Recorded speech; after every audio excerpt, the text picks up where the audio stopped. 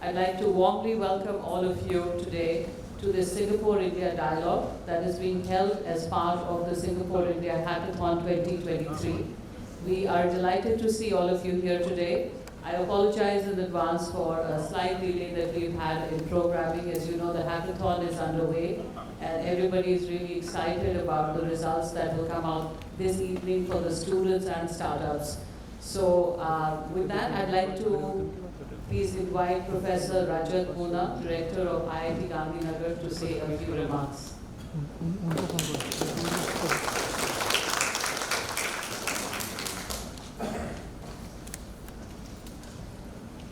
Thank you, Priti. And let me first confess, as I was walking in, I was told that we have to say a few remarks.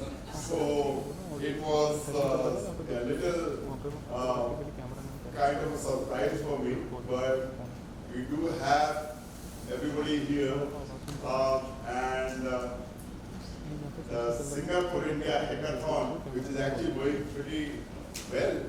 And first of all, did people have a good time in the night, for working?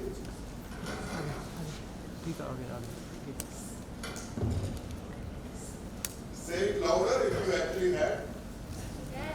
Yes. Wonderful. I think these are the kind of activities, hackathon and all that, which give rise to entrepreneurial activities in an unprecedented manner. And all our judging panel, you made the bid for your project and all that. I think it has actually gone pretty well. This is the time when we are looking at Singapore-India dialogue, and some very interesting topics have been lined up. So I once again welcome everybody to IIT Gandhinagar, and I hope you will have a very good productive time at IIT Gandhinagar. Do take your time a little bit from your busy schedule and see the campus. You will love it. With this, I once again hand over the mic to Pritiji. Thank you very much. Thank you very much, Professor Muna. And I would like to attest to this, that yesterday there was music and dancing happening. IIT Gandhinagar has been such a delightful host, and besides having the most sumptuous meals, warm Indian hospitality, there was also, I saw videos of the dhol playing, and all our students and startups who are visiting from Singapore having this wonderful experience. So thank you again very much. With that, I'd like to invite Professor Lam Ping Yong, Vice President Industry for NTU, and also a co-patron of the hackathon. Professor Lam, please. Unfortunately, mine is a prepared speech, but I think very important to set the context of why we're doing this forum. Welcome to this NTU Singapore and India Dialogue on Driving Innovation and Entrepreneurship. This is a side event held in conjunction with the Singapore-India Hackathon 2023. And of course, this particular hackathon is the third event and also the first after COVID. I think it's very important to have this dialogue session. I think one of the vision for both India and Singapore is to build a better future. And of course, this is in line with the theme of the hackathon, where the world is one family. And this is also the mantra of India G20 presidency, which is one earth, one family, and one future. We are interconnected by innovation.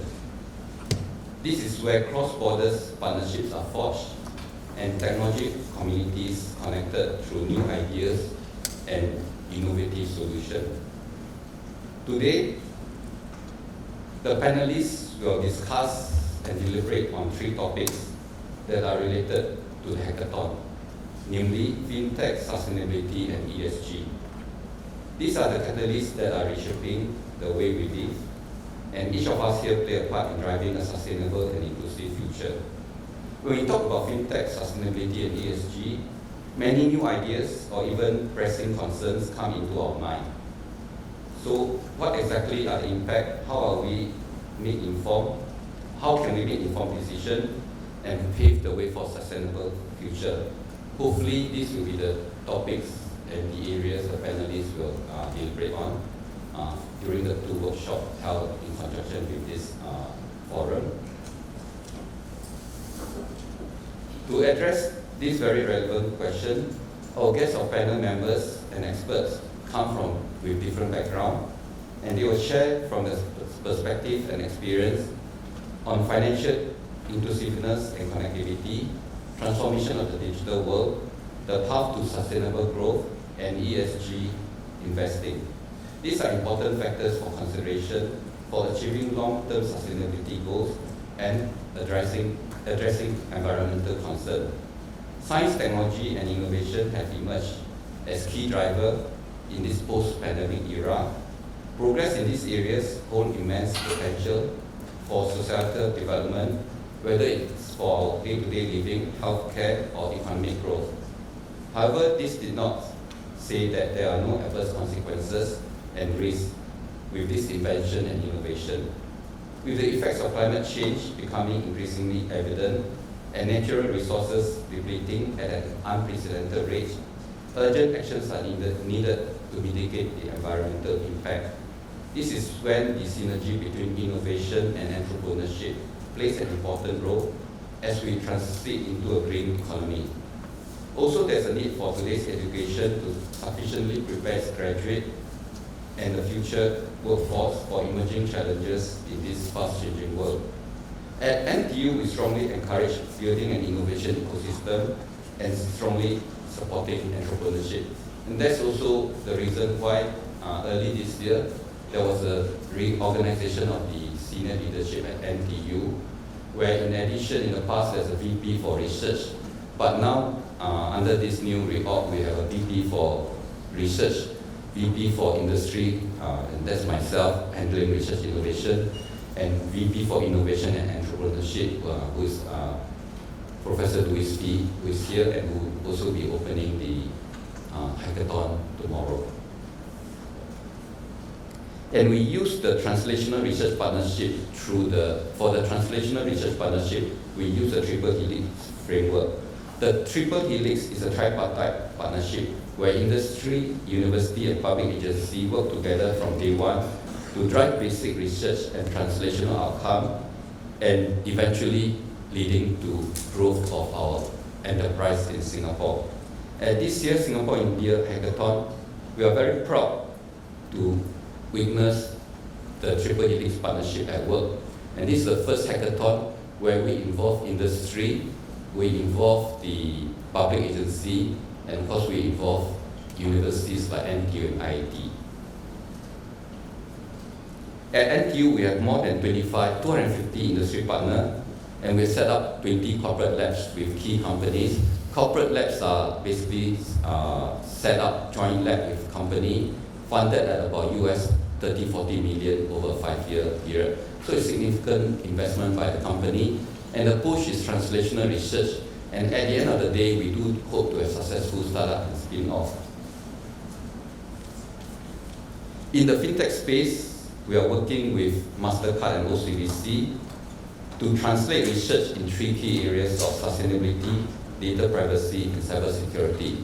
So our corporate labs, joint labs, are not just in the area of engineering, very much into fintech and other emerging areas in business.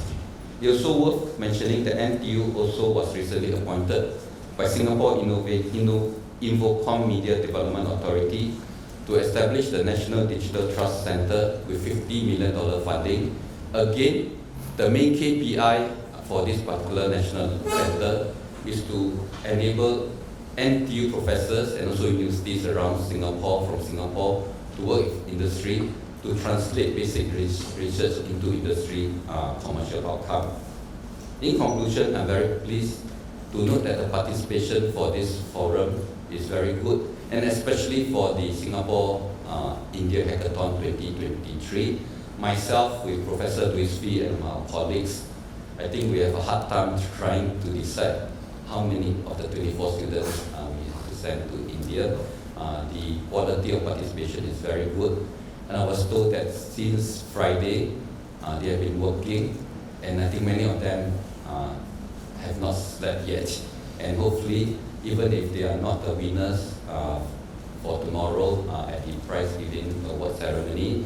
They are all winners in terms of the experience they have interacting with the Indian students. With that, thank you again, and I look forward to seeing you also at tomorrow's opening of the hackathon final. Thank you.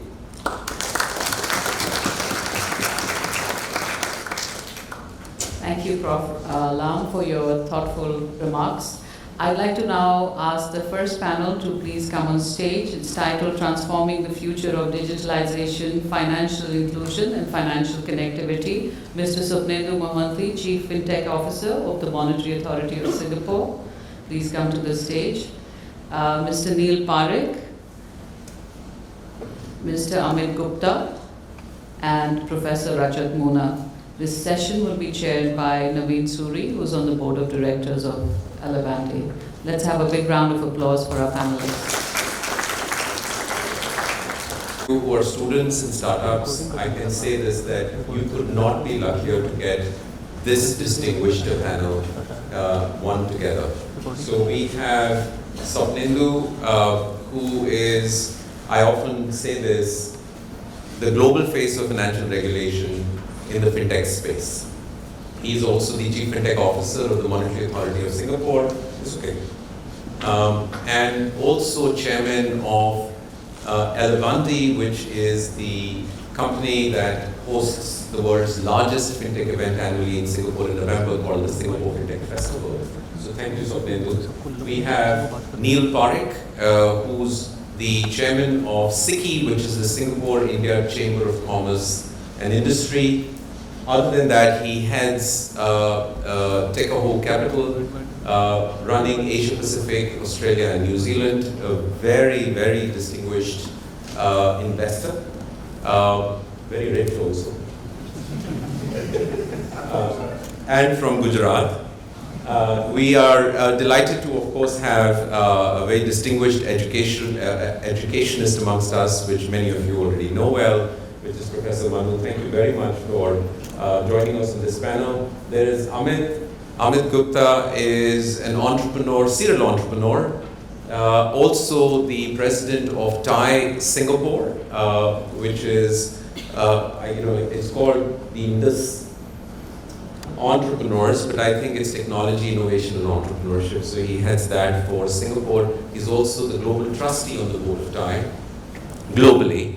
And then we have a banker who is Chari, who heads SME banking for DBS Bank here in India. So we have a regulator, we have a private equity expert, we have an educationist, we have an entrepreneur, and we have a banker. So it doesn't really get more comprehensive than that. I'm hoping that over the next 55 minutes or so, we can leave maybe the last 10 to 15 minutes for questions from the audience, from students, from startups, because this is quite a privilege to have this group of people. So let's make the most of it. My job is the easiest. I'll just ask a question and then they will start to answer. So I'm going to start with yourselves all. Now, over the last 2.5, 3 years, technology and COVID together have rapidly accelerated adoption of digital and financial inclusion. I was looking at some statistics, and over 160 governments around the world have initiated over 450 payment welfare schemes around the world. Now, if G2B payments, G2P is government to person payments, what it has led is to a lot of bank accounts that got opened with different banks because money goes in there. So banks said, we are seeing a lot of bank account growth, and this has happened around the world.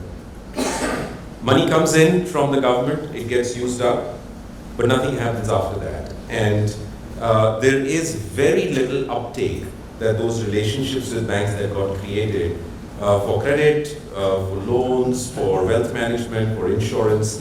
Is there a reason why, or what can governments do to make that relationship more sticky beyond just welfare credit coming in? Thanks, Naveen, and thanks for having us all here. Given we have 5 panelists, so I'll keep it very short. I think what you're saying that India is a great example that financial inclusion is providing a financial infrastructure which allows everybody to participate in the financial system. I think many government has done an excellent job, especially Asian regulators and policymakers have replicated some form of Aadhaar and UPI in many of the markets here. I think what needs to now happen is the shift from financial inclusion to economic inclusion. I think that's where the bridge has to be built. And when I talk of economic inclusion, it means that you have money in the bank, so what? You need to grow that money. And to a large extent, I would take an example from India itself. I was watching Nandan's recent speech. The India's effort to build ONDC, right, Open Network for Digital Commerce, is actually a great example of just stepping from financial inclusion, which is UPI, Aadhaar, to economic inclusion. Because what it does, it provides marginal borrowers, marginal producers, the marginal economic producers to start getting part of the mainstream economic activity. And that creates jobs, that creates market access, that creates economic shift. Because that will create the real growth of money.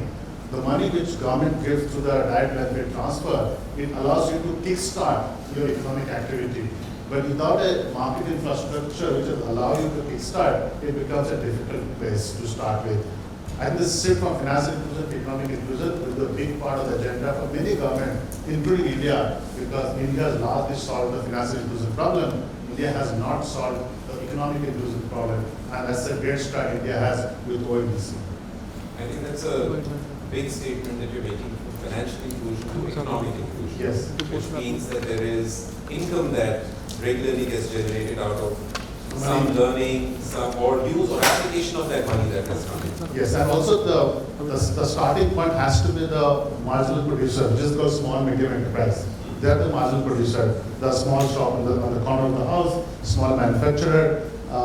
Also, I just forgot to mention that also part of the financial inclusion path forward is also to participate in hedging yourself from financial insecurity, access to micro pensions, access to micro insurance. That can be added as economic inclusion because when you do economic activity, you're subject to market risk. And if you don't have products to back it up, especially for marginal people in the society, it will have that long-term implication of a lot of bank accounts, zero money, long-term.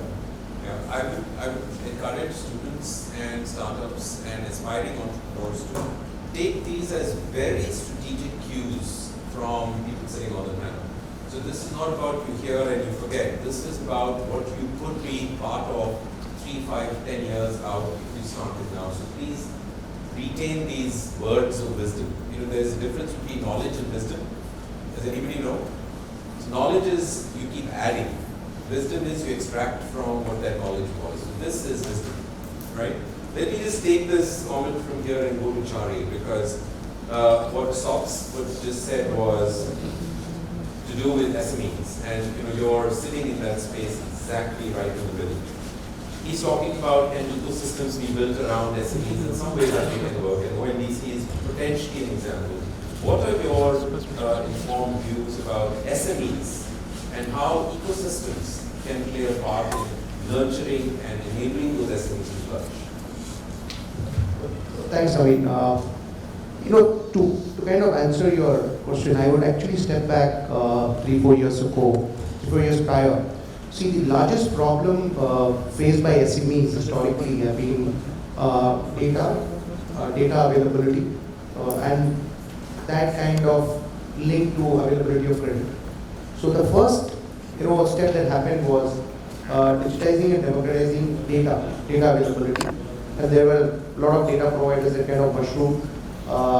Fintechs came up and the banks started working with them to kind of fetch data and are able to underwrite credit. So that piece is more or less done to an optimal level now. So now what's happening is that there is underwriting which is happening, frictionless, documentation is quite minimal, and that is kind of fueling credit to SMEs. The second leg is platforms, and that's where what's happening is there are demand aggregation platforms that are coming up. It used to be largely a B2C story. Now it's getting more B2B now. What we believe is B2B will be far bigger than a B2C story, purely because of the volumes that we go through. And SMEs play a very important role in the B2B, while they did play a role in the B2C as well, B2B more so. So many big corporates are setting up demand aggregation platforms, purely from an efficiency and fulfillment perspective. So the SMEs get out there, the credit is already democratized and digitalized. And now what you do is that you start using data, transaction data really, which is available on the platform, and use that to kind of extend credit. So documentation issue gets solved in the first phase. The second phase of the issue, which used to be there, an issue was collateral security availability for SMEs. Those get solved with data availability on the platform. So you solve for the credit, you use data to underwrite, and also figure out how much to lend, and credit kind of flows seamlessly to SMEs. And that means that you will empower the SMEs to participate more on the platforms, and platform that gets more enriched. So net-net, there is a lot of credit empowerment or financial empowerment that happens to SMEs through the process. So, Neil, if I take that cue from there, you sit at the intersection of industry in Singapore, in India, and you get an opportunity to create a lot of initiatives. If Jari is talking about this ecosystem structure, are there any examples that you observed, maybe one or two, in different parts of the world where digitalization has actually helped improve flow of credit, access to credit? Thank you, Naveen. Also, thank you, Professor Lam, IIT Gandhinagar, for having me here on this panel. I think there have been numerous initiatives, Naveen, from various governments, because there's first and foremost recognition that small businesses are really the source of growth in the world, more than the front page advertisement of large cap companies. So with that in mind, there's a great focus on creating greater awareness for digitalization. So a few things that have been done by respective governments that we've observed, and a lot of examples would be Singapore or Southeast Asia, Australia, India related, but quite frankly, there have been many initiatives in other parts of the world. Having, first and foremost, is SME owners are busy people. So first, you have to create a platform which makes it easy for them to access the information that is there, first and foremost. So it's not about literacy, it's about the last mile of execution.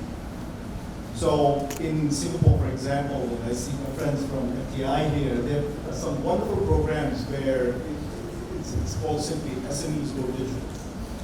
And certainly from an Indian Chamber standpoint, from a private equity investor standpoint, we've found numerous companies embracing that because it is a to-do list rather than, listen, if you come to us, we'll talk to you. So that's the access part of the first one, very important. The second is, of course, finance. SMEs are generally underfinanced. They find it hard to raise money as compared to large cap companies. And consequently, what happens is there has to be support around that. So there are numerous schemes around, here in India, there's Mudra Yojana, which is a very successful policy of the government, which is finding financing for SMEs. But in other parts of the world, Australia has a policy where for every dollar raised from a commercial entity, or a commercial bank or a finance institution, they're matching it 1-for-1 with the small business, the Ministry of Small Business financing that. So I think financing is super important. Third, you might get a big panel, I think keep on going for us, but third is regulatory reform. By that I mean is maybe rules are written assuming that corporates on the other side have legal and compliance folks who can dissect the rules and make it simple. Now, I think some of the reform has been much more focused on how best to control the ecosystem, but at the same time provide the necessary simplicity and flexibility that is needed in the context of small businesses. Anywhere from a corner shop to a business that is almost on the verge of being a large cap company. And the last I would say has been, and this is important because this is really the, if I may say, the turbocharge that we need for the future is business incubation. Is really finding a way for small and medium enterprises to be part of a larger group where you can incubate new ideas that can perhaps transform or help digitization in specific industries rather than just individual businesses. I'll stop there. Like I said, I can keep on going for hours. No, that's useful to know. So let me take a cue from there and if I may, globally we are observing there is a shortage of tech talent in all markets.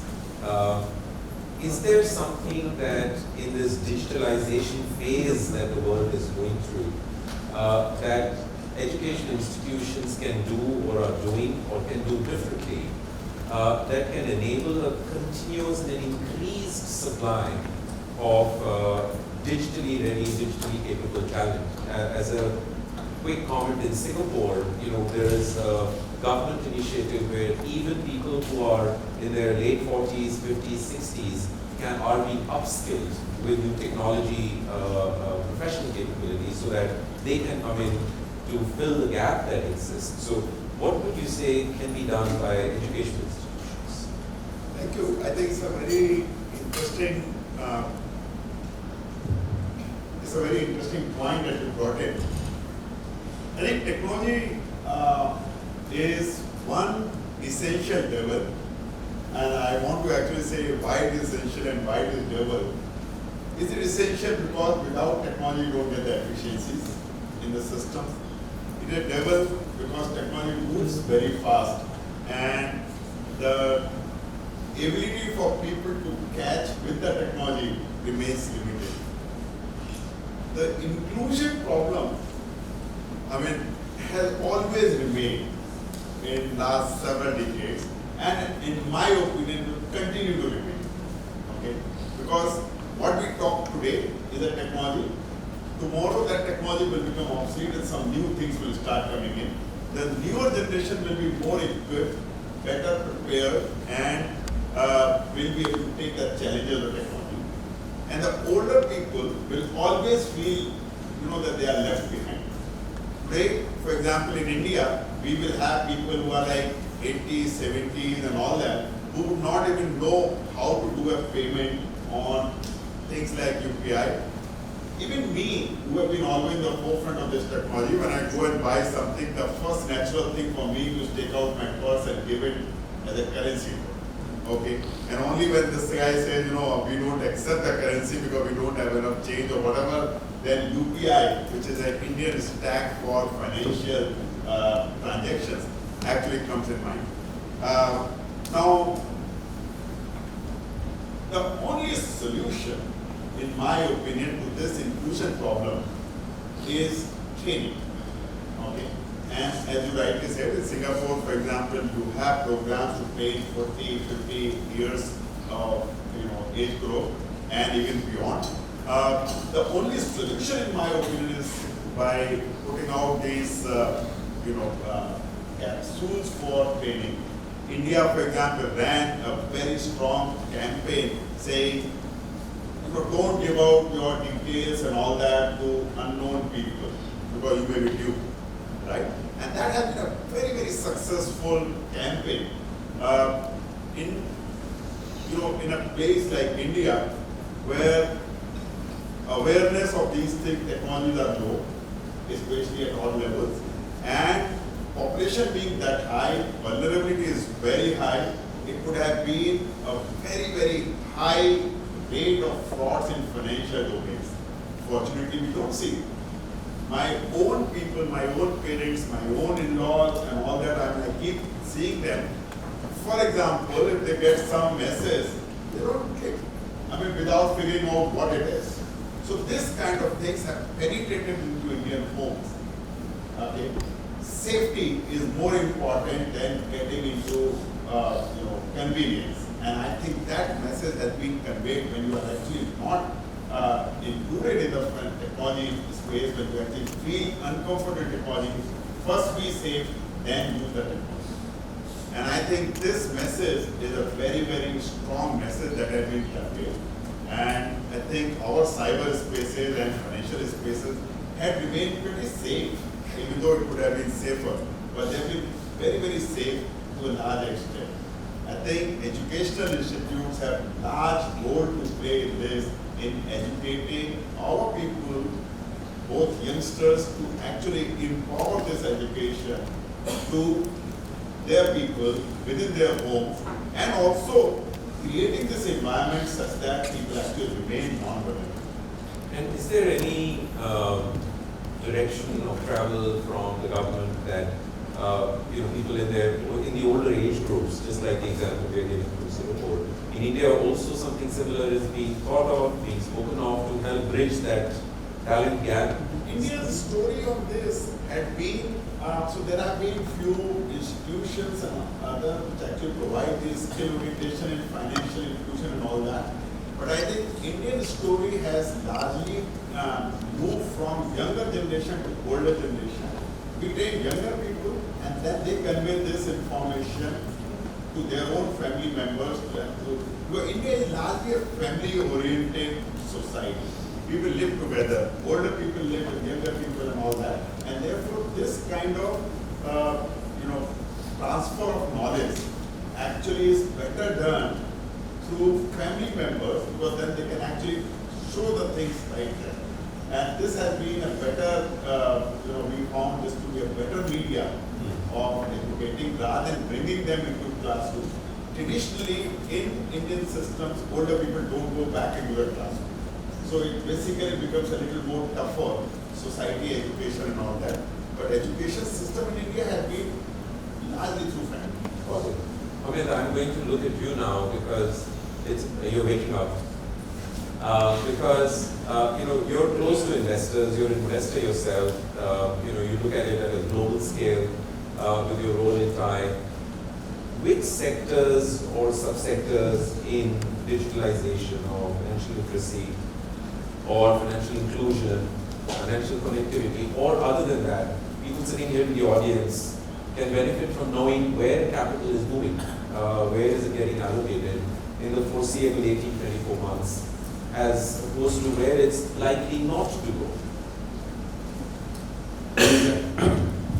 Yeah, thanks, Ravi, and thanks for having me here. I think that's a very broad question, so I'm going to try and break it into parts. I think the first one, if I look at, is the sectors that are actually driving the interest of investors, right? And sectors that are driving interest but may not actually have the right investment structures as yet, right?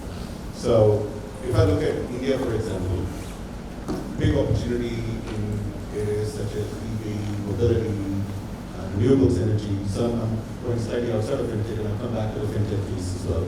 Lots and lots of interest, lots of opportunity, a lot of capital being allocated towards it. I think the challenge with those sectors, well, the opportunity is very substantial. The challenge is a lot of these ventures that are coming up may not necessarily have the right business models behind it.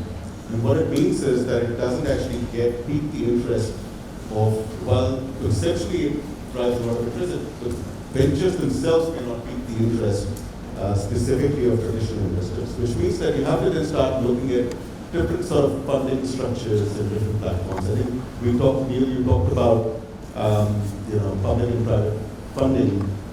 There is possibly something to be said about building more structured lending finance platforms. What that means is looking at funding opportunities that include governments, aid agencies, financial institutions, and investors coming together through a platform model. So that it's a little bit de-risked for everyone, de-risking it for the private institutions as well. So I think those sectors definitely are driving a lot of interest in India, in other parts of emerging markets, and of course in developed markets as well. I think the sectors that are struggling at the moment are really ones that are led as impact ventures, but without, as I mentioned earlier, without a sustainable business model behind it. I think from a financial inclusion standpoint, I think the big opportunity really is around, I think what what Swapnendu mentioned earlier, businesses that can actually take the opportunity from financial inclusion to economic inclusion. How do you actually start to add more value-add services? How do you start to look at the opportunity now to enable beyond transactions, beyond payments? So there is, if you look at just India, if you look at business like Zerodha, I mean, look at the huge impact they've created and how well they're doing by building services that go beyond just payments. Okay. Sobs, I'll come to you now. There are a lot of initiatives from different governments to actually build digital infrastructure. Singapore tends to often lead with that, and more recently, you initiated out of the Monetary Authority of Singapore payment connectivity between, you started with Singapore and Thailand, now Singapore and India. Does everyone know that if you go to Singapore, you can pay with your India card and vice versa? Just like you go on UPI here, you can do that in UPI and Pay Now. Pay Now is the UPI equivalent here in India, in Singapore. These are but bilateral arrangements, one country to one country. What is the future of this? Is this structural upgrade likely to continue to be so? There are students here. So let's say Prime Minister Modi announced that India and France is going to connect. Yes. Now, India, Singapore connected, India, France will be connected. There are 3 links.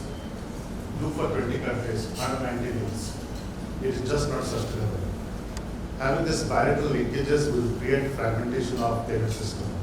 While Singapore has championed it by connecting to Thailand, connecting to India, going to Malaysia, it has a long-term implication on the way infrastructure being built.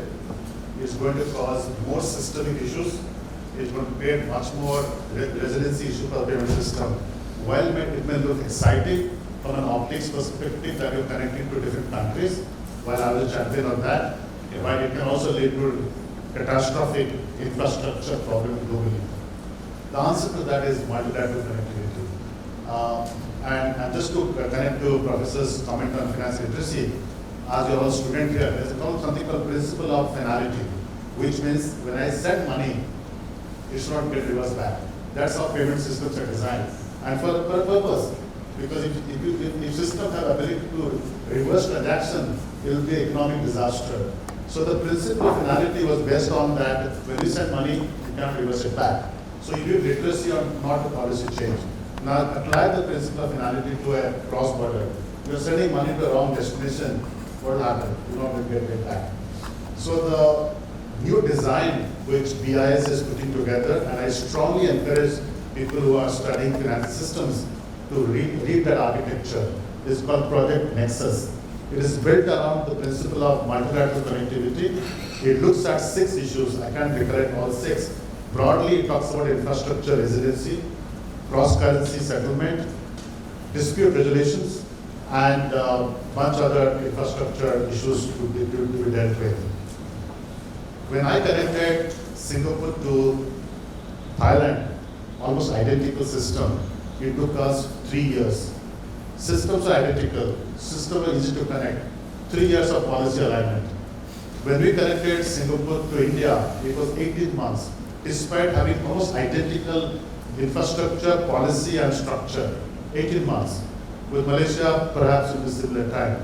So it's almost impossible to have this regular announcement that we're connected to that country.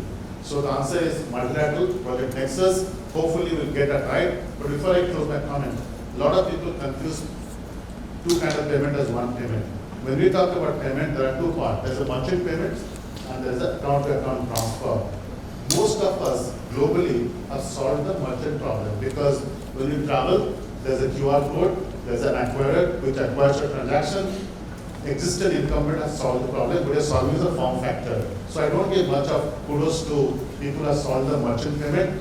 The real challenge comes when you solve the account-to-account connectivity. And that is a complex problem. We've got to solve it in a multilateral way. Understood. There's a very interesting complex problem that a young startup here in India, we saw a presentation from yesterday. I don't know if they're here. I'm not going to take their name. But it was interesting to learn that what they have done, and this is to do, and Amit, I'm going to come to you on this, with digitalization. That, there are about 6,000 welfare schemes from government here in India. And these 6,000-7,000 schemes, they have now put onto a system where what they can do with that is they can go to a last mile village or a tribe, ask the person to fill in 15, 20 fields of information, and I'll come to how these people fill that in. And then that information looks at these 6,000-7,000 schemes and comes up with which are the schemes that you are eligible to take advantage of. Now, this is digitalization at scale. It's quite at population scale. And they seem to have benefited, about 5,000 crores of money that they say they've unlocked. They've got some 3.5 million people who benefited from it. Now, this sort of digitalization has before I forget, given startups in this room, almost we have seen evidence now, market evidence has shown us 90% of startups have largely domestic success. Only 5% have succeeded outside the domestic market. The reason I bring this point to your point is because even Ant Financial, which was super successful in China, they had almost negligible success outside China. Not a single Indian startup super skilled in India have succeeded outside India. There's a reason behind it. I think that's something all of us have to explore why it is not today's debate, but some other debate. Okay, that's a very intriguing point you left at. I mean, when students, entrepreneurs, aspiring entrepreneurs are looking at digitalization, because there's so much to be done. Nobody should ever think that everything that had to be done has been done. No, right? Even if somebody has done it, you can go ahead and do it better. Right? I've been an entrepreneur for 9 years. I can tell you this, that don't worry about it, somebody has done it. So that idea is already taken. Don't worry, go and do it. From your point of view, when you talk to entrepreneurs, when you look at their pitches, when you look at their business models, is digitalization at scale part of the conversation at all, or people are solving much smaller problems? That's very interesting. We actually see both ends of the spectrum. You're often obviously the ones that get it really right sit right in the middle, and they end up getting the big chunk of money. And so I think you made a very valid point earlier about the domestic success, and I think there's maybe I'll address part of that in this point as well. India is flush with a lot of capital that room, just because the scale is massive and the opportunity in India itself is so large. And there is something to be said about the way we deal with the complexity and chaos here to actually make businesses viable. It's not an easy skill set to have, and I think it works well in India. But I think the two ends of the spectrum, Navina, one is the businesses either come up with a very niche problem they're solving, and what that, unless they were absolutely right with the right business model, the right go-to-market, it really limits the interest and the opportunity and limits the interest of investors getting involved. The other end of the spectrum is trying to solve too many things. Right? So we saw some exceptional ideas and with the right intent yesterday as part of the hackathon as well. And in some cases, they were trying to solve so many things. It's very hard then to decipher where are you going to start and what's the sequential progression of the business. So I think it really. My recommendation to any entrepreneur or student is, you guys have a fantastic opportunity, especially the students here. You've got exceptional education behind you, such access to so much knowledge and learning and connecting with the right people. Look at something from a longer-term lens, perhaps as a 10-year lens, and really focus on solving larger problems. And in a way that can be easily distilled down to financial metrics. I think the days with the funding window, I think the days of flush money being thrown at you for MAU DAOs, which is monthly active users, daily active users, all of those vanity metrics are gone. The focus now is how viable are these businesses going to be? What will happen if they can't raise the next round? Earlier the focus was, can the founder raise the next round and the subsequent rounds? Because how do investors make money? Investors make money through exits. Investors, and those exits can be either in sequential rounds or through an IPO, right? And each investor there's a reason why investors come in at a certain stage, right? You'll hear that some investors, the early stage, growth stage, and they come in because the early stage ones want to exit. So angel investors want to exit in Series A. Early stage investors want to exit in Series D, C, D, right? And growth stage investors want to IPO, and that's where they make money. Now, given that the funding rounds are not that easy, that cycle is getting impacted. So investors are now focused on founders who actually are truly building a business that will be profitable in 2 years. So I think that the big focus really should be on is, do you actually have the basic minimum viable product? Will it be a viable business? Do you have the right go-to-market? And focus on that. And I think if you have that focus, I think the investments come in as well. I just wanted to add a couple of points, since you mentioned the last mile. I think there is a lot of opportunity to be solved from a last mile perspective, not just in financial inclusion. I mean, there are some great examples.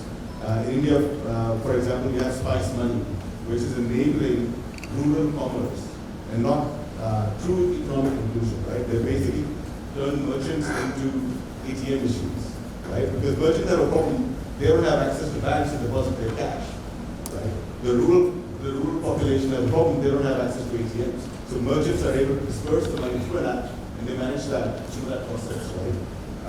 On the other hand, my personal favorite, I think if we can solve for that problem, and if the students and the audience here can actually solve for that particular problem, is solving for hunger. And not just through food wastage apps. We saw a lot of food wastage apps. That's solving for the symptoms, right?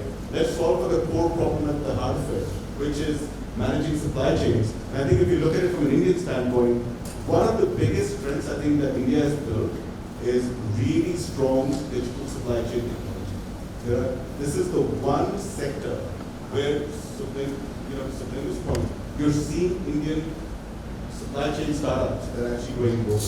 And I think if we can focus on solving for supply chain issues between the farm to the table, I think we have the opportunity to reduce food spoilage by about 50%. And think about how much of that problem we can solve. Got it. I'm going to come to the audience after my next question, which is to Charlie. At a bank level, you get pitches from lots of solution providers saying, I can help improve this, I can speed this up, I can bring this cost down, customer acquisition can become easier. Are there areas that are very exciting for you as a bank, where you think you're very open to looking at solutions? So anything which is enabling us to use data which is available in a public infrastructure, or data which is available within the bank, that kind of quite exciting. It's kind of quite exciting for us. I'll tell you the reason for that. One is that after credit flow starts, typically the SME's business is a bit split up and down. There's cyclicality nature of the business. There's also seasonality for particular businesses. There is no way institutions have solved for the seasonality. I'll give an example. So typically, a small SME trader, he generally sees a big spike pre or festive season in India, where he needs more money.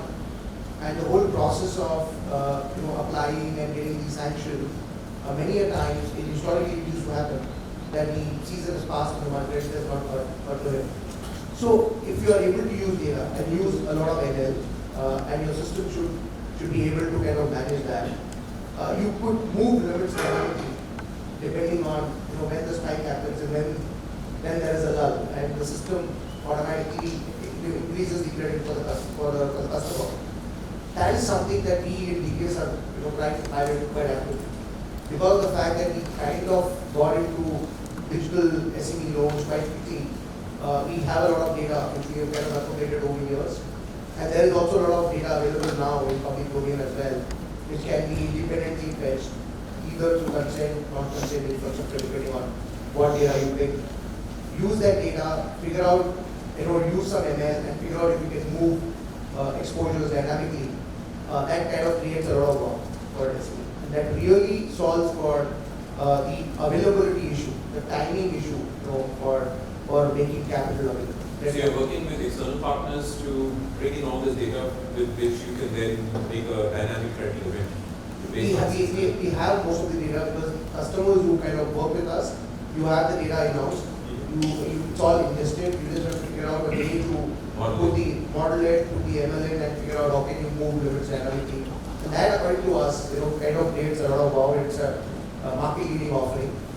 Once you're able to solve for that, what it does is that anything which is beyond execution risk, capital is available without any challenge.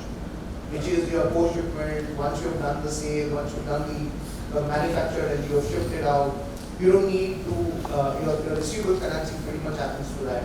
Then what you really need to finance for is free. And that means a lot of capital gets freed up. And that I think is market leading and eventually the market will take it. Got it, got it. We have time for maybe one, maybe two questions, and I'd be very happy to be the catalyst to take questions from students. That hand went up first, so just stand up and say who you are, what you do, and your question. You're not a student. No, I'm not. Yes. Hi, I'm Ritesh. I'm reading Perpetual Block. No, you have to be louder. Sure. Hi, I'm Ritesh. I'm reading Perpetual Block, and we are working in fintech space. Can you hear me? Yeah. Hi, I'm Nitish. I was also a student 15 years back. Now I'm leading Perpetual Block. We are in fintech space in AI and blockchain. And my question is to Swapnendu. We have been following, MAS on the blockchain side for quite some time. I've been seeing progress of Ubin Plus, Orchid, all these things. And also what we see very recently is that regulators across the world coming very hard on, these crypto platforms. So crypto has been the most successful blockchain use case, whatever you say. So the regulators are coming very hard on the, for the applications which are built for retail. But at the same time, you hear BlackRock coming with the Bitcoin ETF, and same MAS also, has kind of different, you can say standards for the retail-facing platform as for compared to the institutional platforms. So, do you think that this is all to discourage retail from crypto applications, and at the same time institutionalize usage of crypto? Because whatever we say, crypto is the most successful use case of blockchain. And second, particularly with MAS. Do you think that you have recently come up with standards for CBDC, etc., right? And DeFi. Do you think that moving from crypto or traditional finance to when he says MAS, he's talking about Monetary Authority of Singapore. This for everyone's benefit. So let me very difficult answers all these questions. It's one second go, just to try. So let's try to give you an university. Let's not explain monetary system. So if you look at monetary system, there is an M0 called cash, which is central bank money. And the equivalent of that in the world of central bank is called central bank digital currency, which is nothing but a cash in a digital form. Then you have M1, which the commercial banks have for deposits. And the equivalent for that is called tokenized deposit, where commercial bank can digitalize the cash that deposit like a crypto. Then comes M3. M3 is nothing but instruments of cash or monetary instrument. It can perform a function of money, but not the full function of money. And equivalent in crypto world is called, sometimes they call it stable coin. And then comes the fourth one, is the private money, which is cryptos. So we should not look at crypto as a only use case in the blockchain world. We should always look back and say that how does it fit into the monetary system, M0, M1, M2, and M3. Now, all this money in a different form needs an infrastructure, which is a DFT. And they need a way to interact without an institution in between. We call it DeFi, the smart contract. So from a central bank perspective, we don't see an issue with the design of the future financial system, which is a digital version of the money in the way we see today, M0, M1, M2, M3, as long as the network which runs on which this balance is exchanged and the smart contracts is something we can trust. What MAS is doing is trying to build a consortium among regulators and the private and the commercial banks to ensure that we have a network which can be trusted and the protocols can be governed and can allow the smart contract to run independent of the institution in between, as we see today. That's where MAS is going. So we are not here to take a view on how crypto should be successful, because crypto is a private money, is absolute garbage. Let me be very clear, it's an absolute garbage and consumers should not indulge in that, how much sexy it looks like. So I would, as a regulator, say, don't indulge in crypto for sake of crypto. As a student, as a startup, look at crypto as a form of technology which can make the existing M0, M1, M2 much better. I was hoping to hear a bold comment there, which I did. Okay, we will have one question from India side. No, that's Singapore, I know. That's yeah, but your hand went up first, so sorry. We may be. Hi sir. Good afternoon everyone. My name is Ganesh and I am here from Akasha.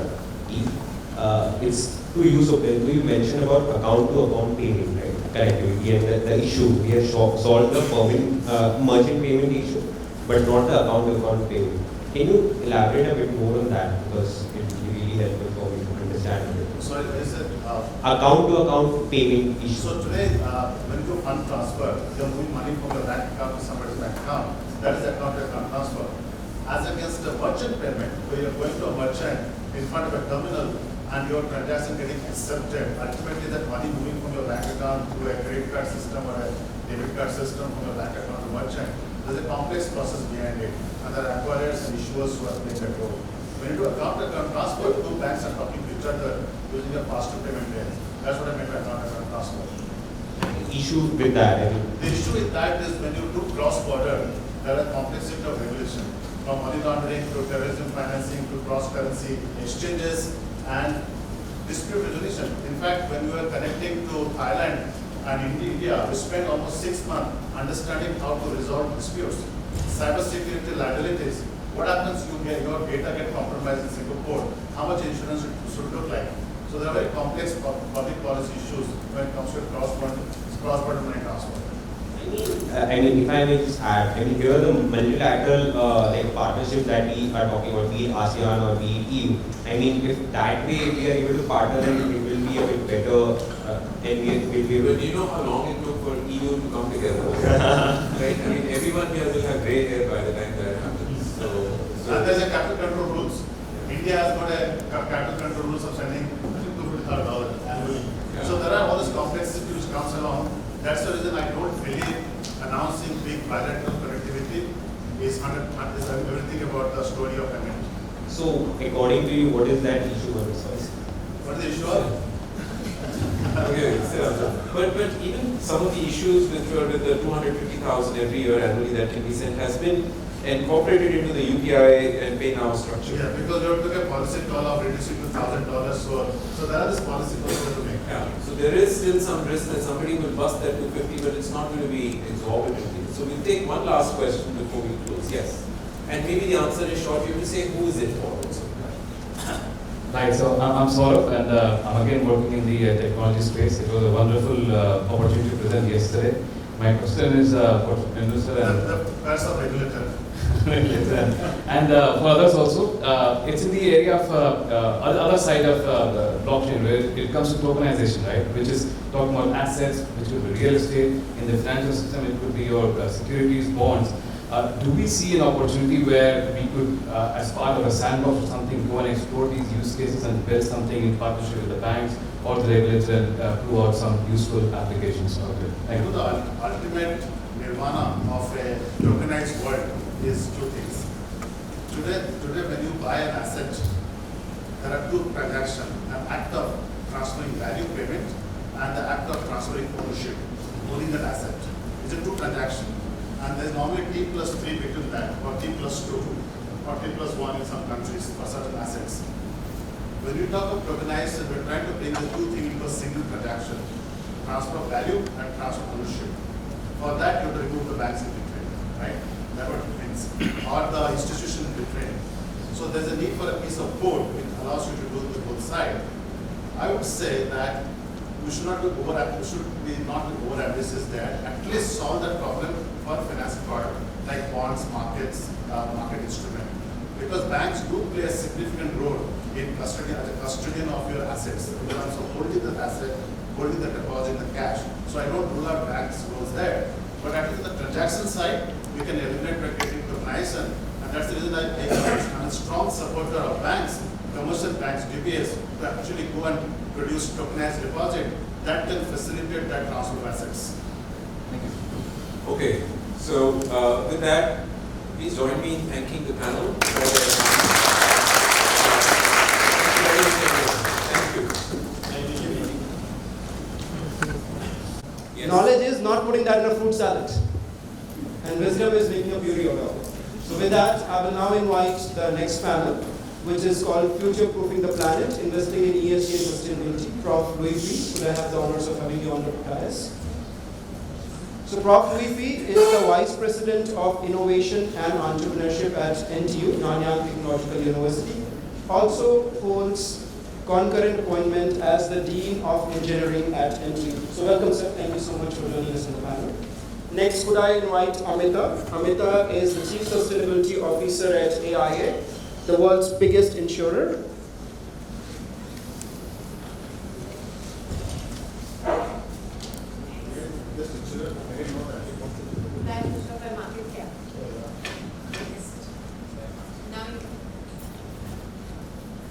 Could I also invite Shoma, who is the Managing Director at DBS Bank. She heads marketing and communication for DBS Bank. And finally, I have the pleasure of inviting Janvi from KPMG. She heads the ESG Center of Excellence for KPMG. So a big round of applause for our panelists. And as I mentioned, the topic of discussion is future-proofing the planet, investing in ESG and sustainability. I will be moderating this panel. This will be slightly more interactive, so I'll pass around the microphone so you can ask questions. We'll tell you when to ask questions. But let me start the proceedings.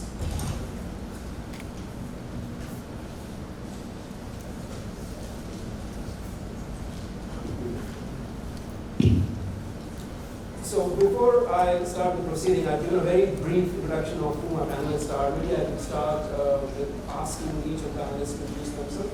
Prof. If you would like to go first. Louis Fee here.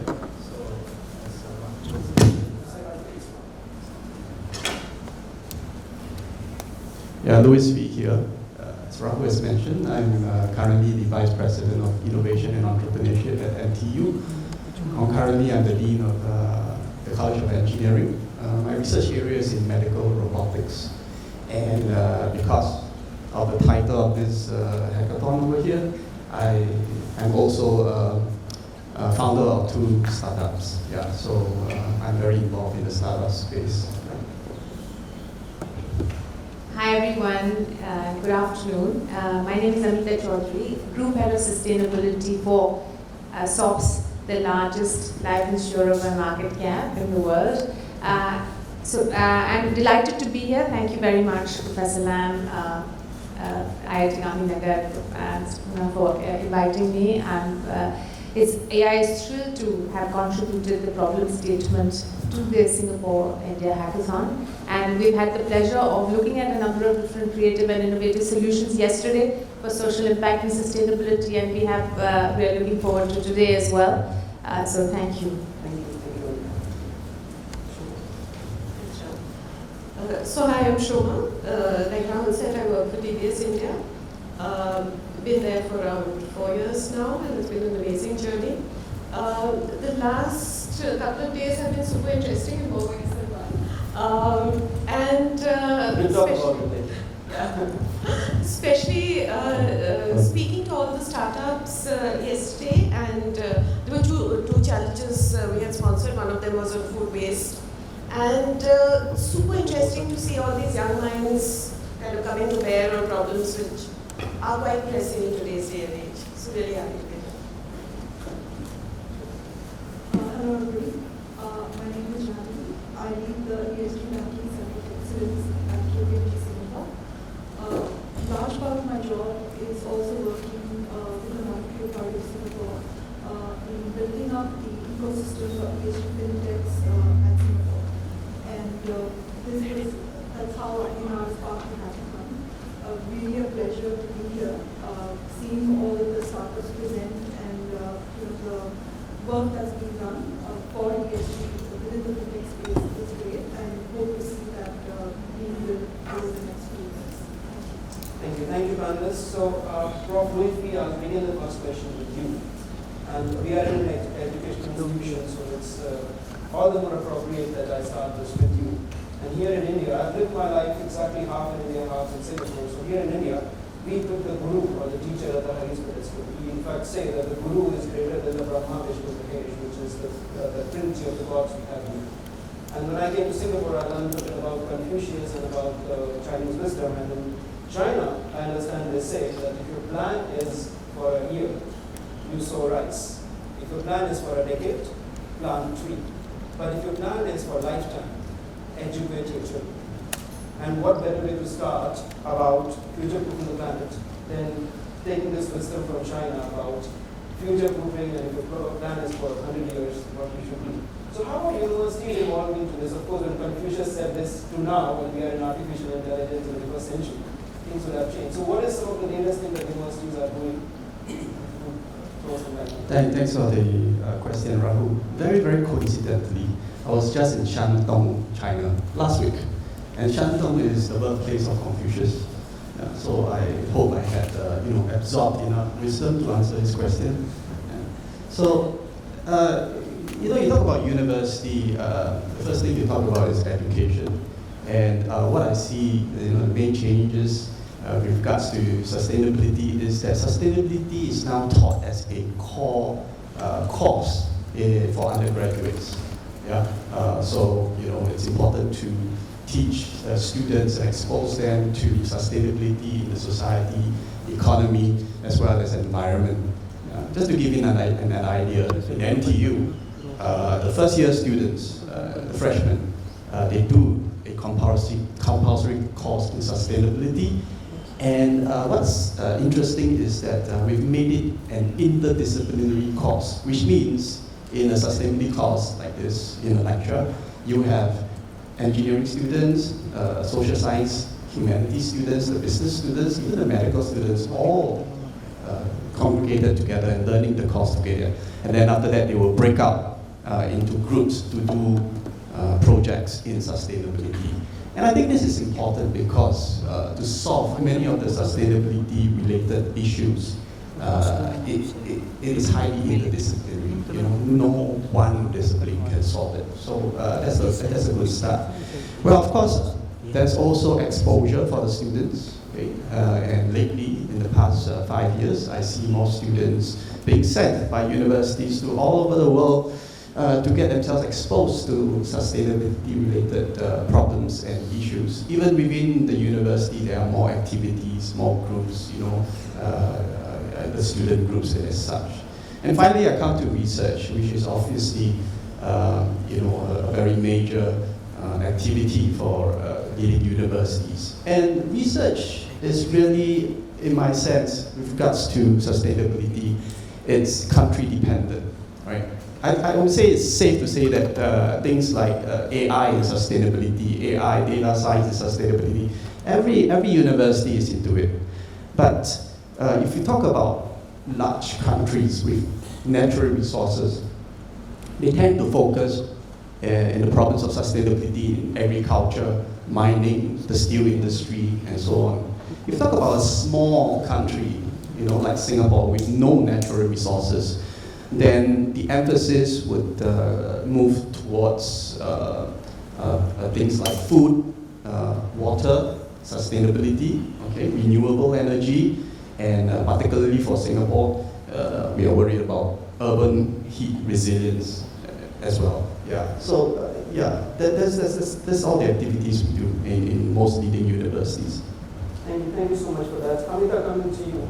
So you happen to be my senior from IIM, and we have had discussions about this before as well. So I have been talking about ESG long before it became fashionable, long before people knew what EIS and G stood for. And what I've seen is that since then there has been an evolution. The evolution has largely been ESG was viewed as some esoteric thing, then people started viewing this as something that helps you risk mitigate, and you can CSR 2.2, 2.0. So my question to you is, can ESG, is it first of all, is it a cost or it can be a competitive advantage? And if it can be a competitive advantage, where do you put the boundary of that? Is it only competitive for companies, or would nations who champion themselves as ESG centers, can they also be competitive in this globalized landscape?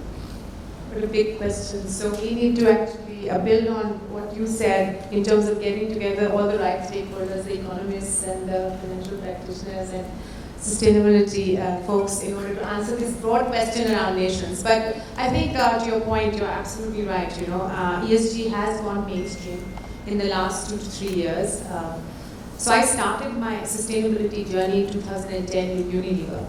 And I still recall that in 2010, Unilever launched their Sustainable Living Plan, and they were the front runners in sustainability. But for a long time, for many years after the launch of the USLP, which was what it was called, Paul Goldman, who's the CEO, I work closely with him, he was asked the question by many investors, is the business model that puts planet and people at the same level as profit, is that viable?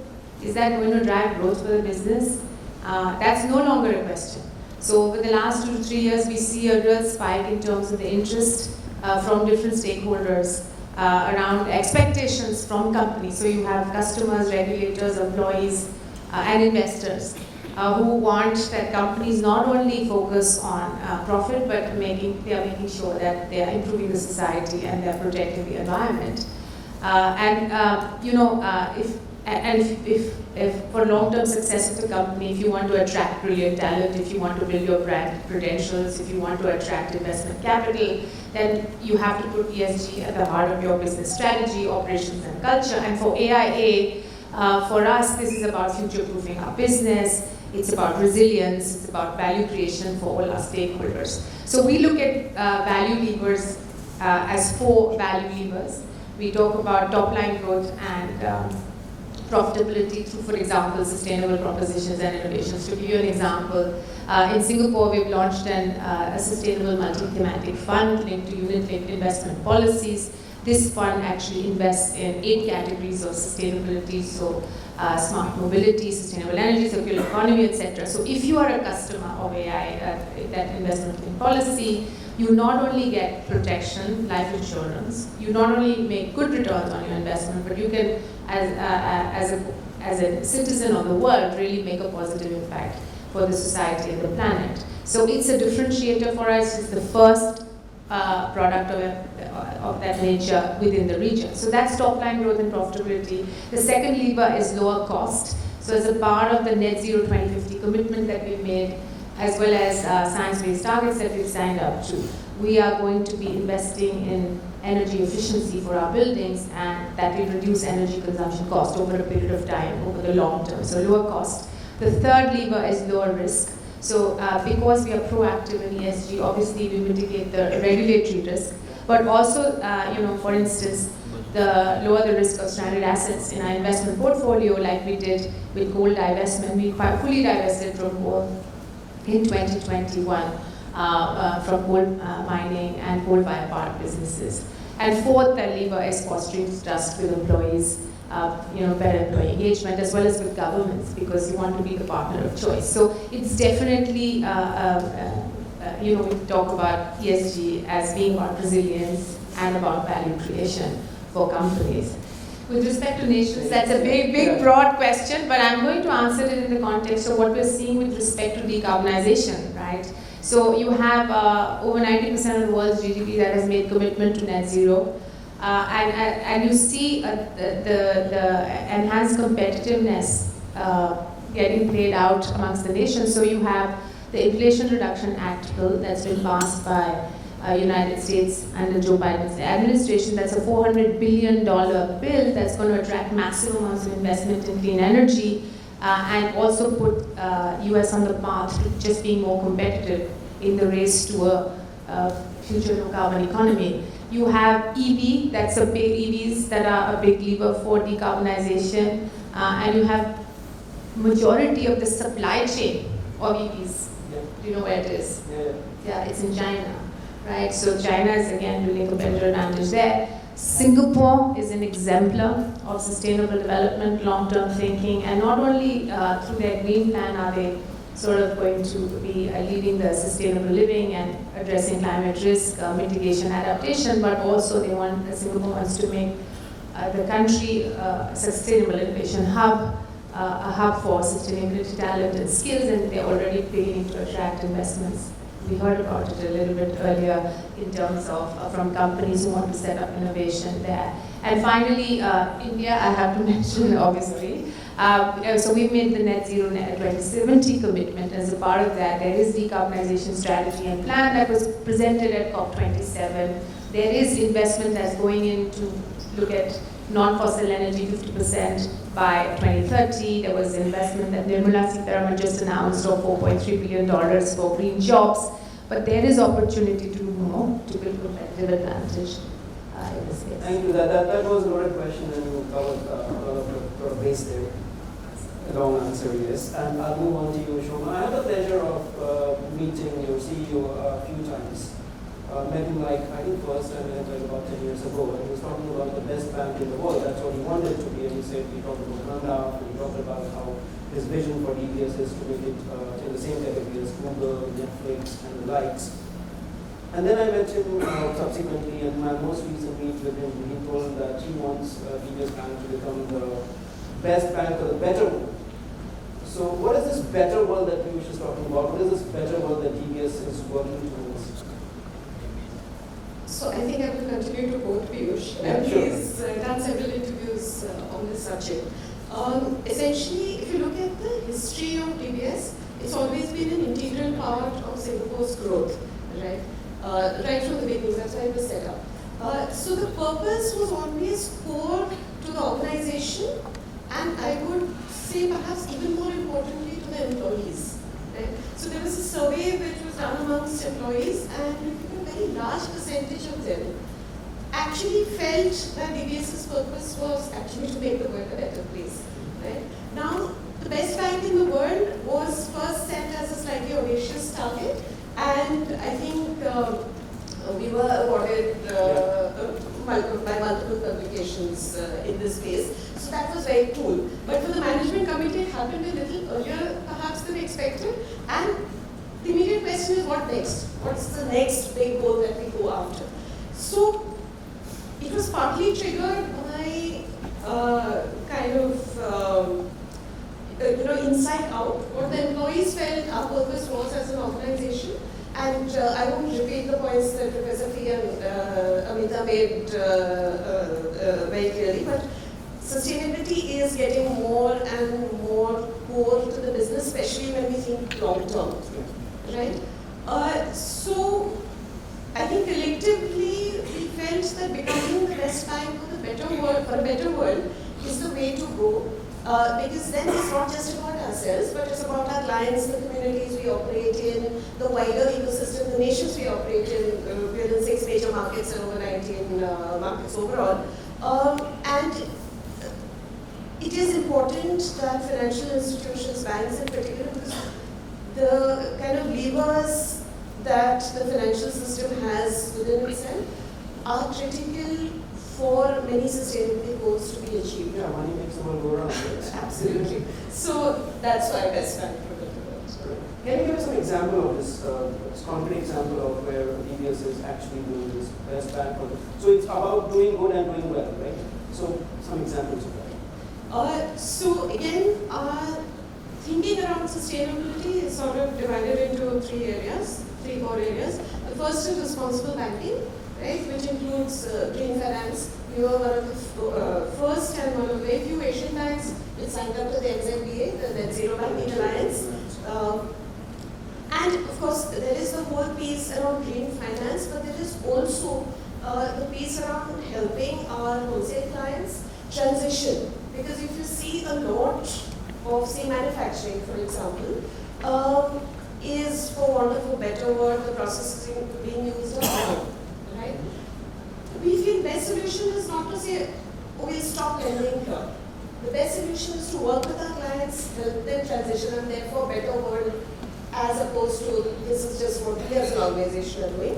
On the second pillar, responsible business practices, there's a lot more in the responsible banking piece, including on the retail side, but I'll keep it brief. The second pillar, which is on responsible business practices, is making our own operations net zero and also adopting practices.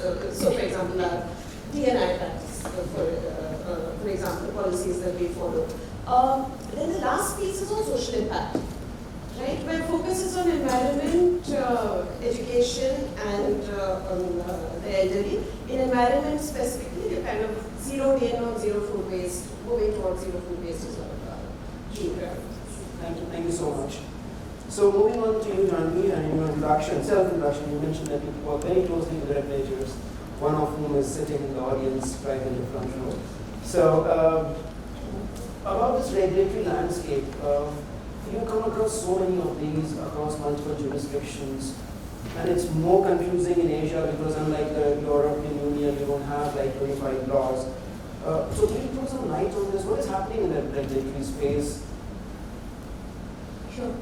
So, yeah, you're right, Ronald. There have been, the regulations have been coming pretty fast, especially in the sustainability space. We had, voluntary standards and voluntary disclosures for a long time. The regulators have picked up on it, building on what Amita has said and Shoma said. It's not only, the banks and the manufacturers have become really aware of the operational risks that they face because of environment events. The social impacts that have always been prevalent because of business practices coming from the different principles. And governance, of course, has always been part of businesses when businesses get evaluated, corporate practices. So this has always been there. But now with climate change and the big impact that we're seeing with climate change, the regulations have picked up. Europe has been at the forefront of them, largely, and giving us granular, detailed regulatory requirements and disclosures. In Asia, we see also fragmentation, of course, because various regulators feel readiness in terms of operational readiness from their own country on what the standards should be. That drives a lot of it. Data collection, one of the other factors mentioned earlier is also key. So all these factors have contributed to different regulations. But now when we see largely there's a need for unification of standards. When I was working on one of the projects earlier, I did an industry consultation with financial institutions in Singapore, more than 20 financial institutions. And most of them ask for one thing. We want, environmental disclosures, standard environmental disclosures metrics that we can evaluate between, companies we want to invest in or we want to fund. Because it can't be just, everybody reporting the way they feel like. And the metrics are not standard. And then it becomes very difficult for them to evaluate which is a better investment for them and which is not. And that has also driven this need. So, very recently in June, there was ISSB standards announced. They have been in the making for some time. And these are right now voluntary, of course, and depends on the regulators how they, but by jurisdiction, how they want to implement these. But they are these are being created after this need came up that we want standard disclosures. Interoperability is key between standards and disclosures across jurisdictions, and now to live with regulators in each space how they want to implement these. In Singapore, we've seen already the NAS coming saying that the climate disclosures that will now come up with by 2025 will be based on these ISSB disclosures. So alignment is happening. Similarly, with the MS also coming up and looking at ASEAN taxonomy, trying to align the ASEAN countries. And they have also built on what Europe came up with. So trying to just improve and tweak what regulators have done. Sure. Thank you. I'll get into the alphabet soup slightly later in the discussion. But before that, maybe a broad level question to you, Amita. There is a lot of discussion that happens on the E of the ESG. And somehow the S gets lost and the G is only discovered when there is reach. Yes. Right? So what do you think about this? Is S as prominent as E, or everybody's focusing on E? Especially as an insurer, you would be seeing S impact of what you do as well. Great. Thanks for the question. So I'm going to talk about it in the context of Asia, because AI is the largest pan-Asian life and health insurer, and we're present in 18 markets. I did mention that earlier. So to Janvi's point, absolutely, there is a huge sort of upsurge that we've seen in the last couple of years, especially on E, right, on climate disclosures. Even with the International Sustainability Standards Board disclosures that have been rolled out, it's climate first. And we see policies, commitments, actions on E far more. We see mandatory climate disclosures across multiple jurisdictions. We are also seeing proliferation of taxonomies, but focus on E, as you just mentioned. And S is limited to voluntary or mandatory corporate reporting disclosures, where the S metrics count. They're usually around human capital. Even regulation is around minimum wage act and so on, which companies have to comply with. But not enough, not as much as that you see the impact on E. And it's very important, S is very important, so that obviously I'm sure you know that there is a big conversation around, as companies and countries move towards a net zero future, what are we going to do with respect to the phase out that's going to happen of the fossil fuel industry, what happens to the jobs, how do we make sure there is just transition. But there are other aspects of S as well, right? Focus on reducing inequalities, which as a part, there's a part around transition to the low carbon economy future, but also includes ensuring inclusive prosperity. The point that you mentioned around diversity, equity, and inclusion, not enough. So there's not enough on S, but for us, as you said, at AI, we look, ESG is embedded at the heart of the business, and we look at S across the 4 roles that we play. We're an insurer, we're an investor, we're a responsible business, we're a corporate citizen. As an insurer, we made a commitment called AIA 1 billion to engage 1 billion people by 2030 to help them live healthier, longer, better lives, which is our purpose, while also championing financial inclusivity. So we are here with the problem statement around financial literacy, but financial inclusivity, I mean, we're doing a number of different things. Tata AI is the joint venture of AIA, and they're doing a lot of work in the area of microinsurance. So that's the role that we play in S as an insurer. As an investor, we've just made a $200 million partnership commitment for impact investment with Leapfrog, which is a recognized leader in impact investing, together with Temasek as well. And the focus of that is going to be investing in businesses where better social and environmental outcomes, and financial inclusion again is a key focus within the operations. As was mentioned earlier, Shoma mentioned, we're looking at how do we ensure a culture of diversity, equity, and inclusion, and greater employee engagement with sustainability overall. And then as a corporate citizen, we engage with a number of different partnerships on E, but also on S. So for example, we're partners with United Nations Global Compact on Think Lab for just transition, which aims to basically look at what are the levers that we need to have in order to ensure that the transition that we make to a low carbon economy future is just. Thank you. So at this point in time, I will go to the audience, and if any one of you has a question, so we have our esteemed panelists to answer. So raise your hand and introduce yourself if you have a question. You have, okay, so I'll bring them.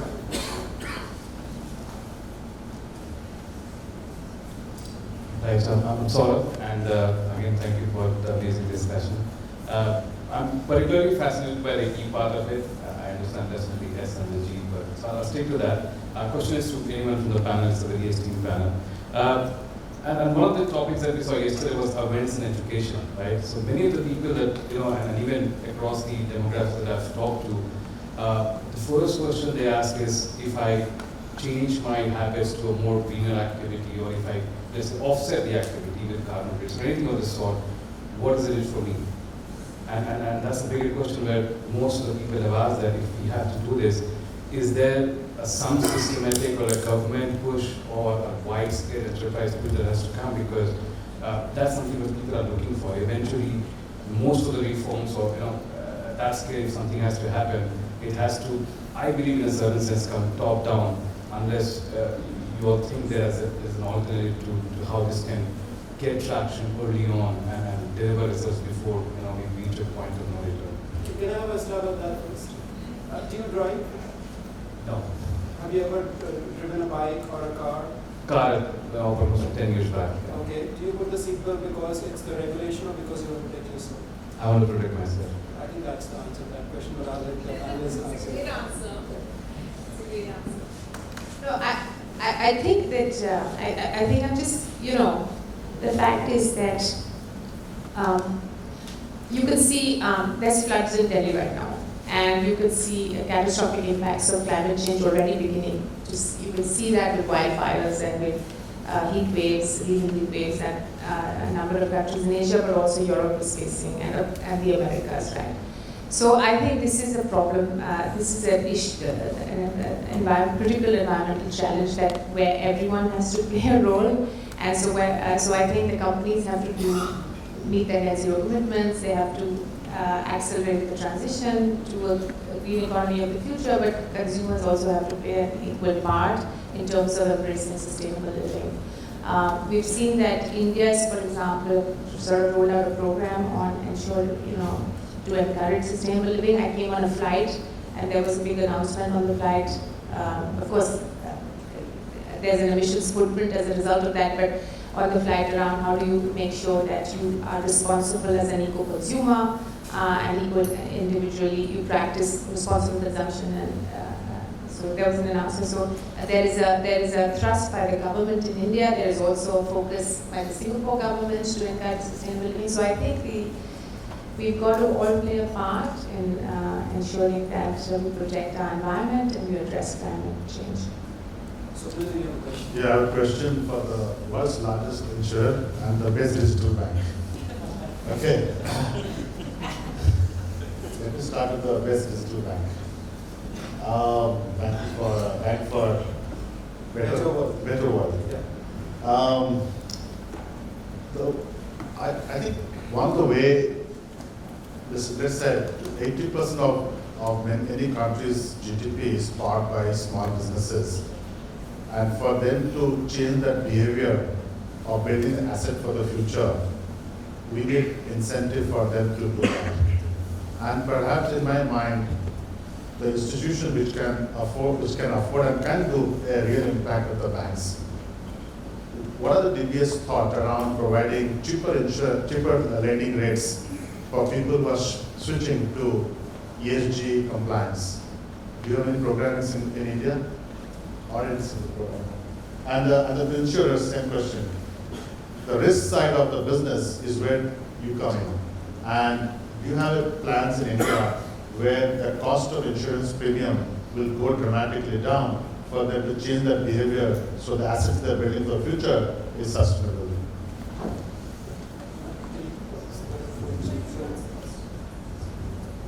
So repeat your question. Sorry? Repeat. So I meant that the only way to change the behavior of small businesses to be sustainable is to create a financial incentive for that. You play a role of reducing the cost of doing business, the insurance risk premium you carry. Are you offering a cheaper insurance premium for a better behavior? If so, how are you doing it? Yeah, so I think, so as I said to you, we've got a big commitment around, so when we say cheaper insurance premium, or is about affordable, inclusive, accessible insurance for everyone, right? And in India particularly is actually a case in point where we are providing micro insurance to a number of different consumers. So for instance, we've got a program called Tata Saath Saath, which provides to the rural population and small businesses predetermined returns on maturity together with life protection. And we've impacted about 100,000 individuals as a result of that. So this is an important trust. It's an important area of focus. Financial literacy, the problem statement that we have as part of this Pointer Hackathon is also intended to look at what kind of innovative solutions that we can create so that we ensure that the kind of business model that we have, which is, and the primary duty that we have to our policyholders, ensuring sustainable risk-adjusted returns to our policyholders is our first fiduciary duty. We make sure that we are able to do that together with providing the inclusive access to more people and the underserved segments. And one of the challenges of the insurance industry is not giving cheaper insurance, but also the claim processing. Yeah. So is there any provision for businesses to make that claim processing less onerous in terms of data submissions? Absolutely. So I think, so a core part of our strategy, which cuts across the entire business, is technology, data, and analytics. There's a huge trust that we have as AIA on integrated digital health strategy, and the purpose of that, in fact, we've done a recent acquisition, a partnership with a company called Amplify Health. The purpose of that is to ensure that the entire fulfillment process, the entire customer journey process is made easier as a result through digitization. I'll get the best bank in the world for the better world to answer your Unsecured lending, cheaper unsecured lending. No, so it's a super question and a hard-hitting one. And the short answer right now in India, we are not offering better pricing. What we're doing is softer stuff in the sense of working with the SMEs, advising them, getting experts in, internal experts as well as industry experts. The other piece that we are very active in, and we're trying to, so one of the issues in India, as you'll be aware, is that for a long while, sustainability was seen as a bit of a CSR thing. Not for DBS, because obviously we were following Singapore practices, but industry-wide has been seen as being a bit divorced. Those two are getting pulled closer together. DBS specifically, we do a lot of work with social enterprises across the markets we operate in. There is a grant program, but we also try to bank these enterprises. One of the things that we have done in India, for example, is we started, so we do a lot of work with startups, right? And we've done a lot of series. For example, we do one with a media company, which is a series called Founded, right? Which is an education series for founders of startups. There we have put in an entire sustainability track, and we're focusing on the sustainable social enterprises per se. Also, when DBS Foundation runs its grant programs, which was earlier open only for social enterprises, we opened it up for SMEs last year, but I think it took a little while for that adoption to happen. This year, and we're in the process of evaluating the grants, but we actually got more SME applications than social enterprise applications, right? So while this is not a pricing benefit, it does kind of help SMEs with sustainability at the core of what they do to kind of boost them into the next stage where they perhaps could go in for debt. So Soma, what would you like to see to make the lending rates cheaper? From an ESG perspective, if I'm a small business, what should I do differently so that you can at least reduce your lending rates to me? So I think from a longer term perspective, Long-term, it would be a combination of, so one of course is the whole government action piece, which I'm not getting into because there's a bunch of stuff that's happening on the regulatory side. But finally, lending comes down to your risk assessment. Yeah? And if you look at what even the regulator is doing right now, as well as where the whole thinking around risk management is going, is, so one piece is around climate change, right? The way climate change impacts the assets that you're kind of lending against, right? So over a period of time, right, and this is perhaps not an absolutely direct answer, but over a period of time, what we feel will happen is that ESG criteria are going to become more and more integral. They're already integrated into our risk management process, but they become more and more integral to risk assessment. Automatically, when someone adopts more and more sustainable practices, their business. And when I say now, when I'm saying sustainable business, it is from the long-term sustainability of that business, the ability to stay in business and continue to make money and not be also hugely impacted by regulatory changes. When that happens, right, your risk assessment of that SME will change. Yeah? And so it's an industry shift, right? We, as DBS, given that we have experience in other markets, we're hoping we'll be a little ahead of the game on this one in India. But it's going, my assessment of it, and now I'm moving slightly into my personal view on it, the way I see things moving, it's going to be more happening from the risk assessment way rather than from business opportunity.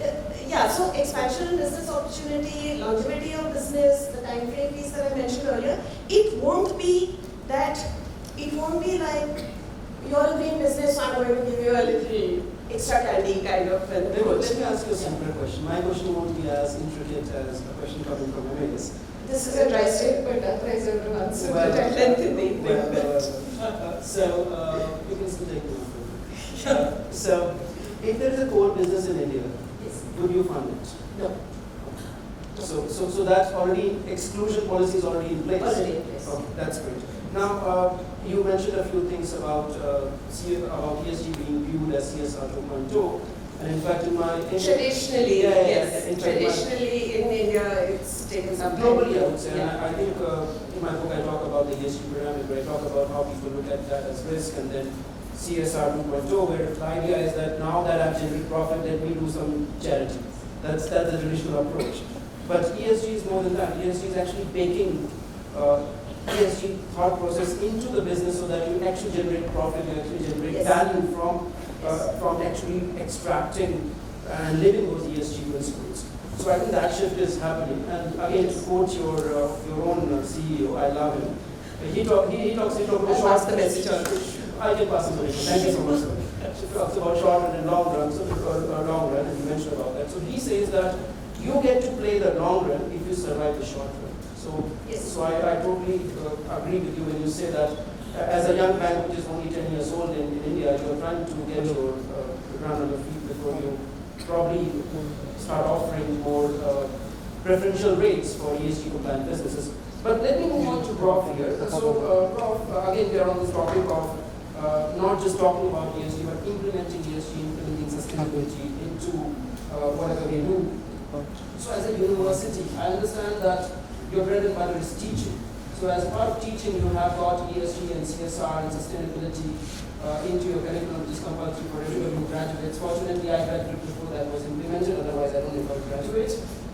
But what are you doing on ground? Is there something at the university, at the campus, because you have physical infrastructure as well, you are doing, or even soft infrastructure that you're doing on campus, with regards to CSR or ESG or sustainability? Yeah, just like any other universities in the world, NTU aims to be, one of the champions in sustainability. Just to put things in perspective, especially for our Indian friends, everyone knows that Singapore is small, right? But do you know that end to end is only 42 kilometers? It's that small. So the campus, NTU campus, is a large campus. So if you do the calculations, it is actually 2%, the campus is 2% of the entire country. Yeah, we are that big and Singapore is that small.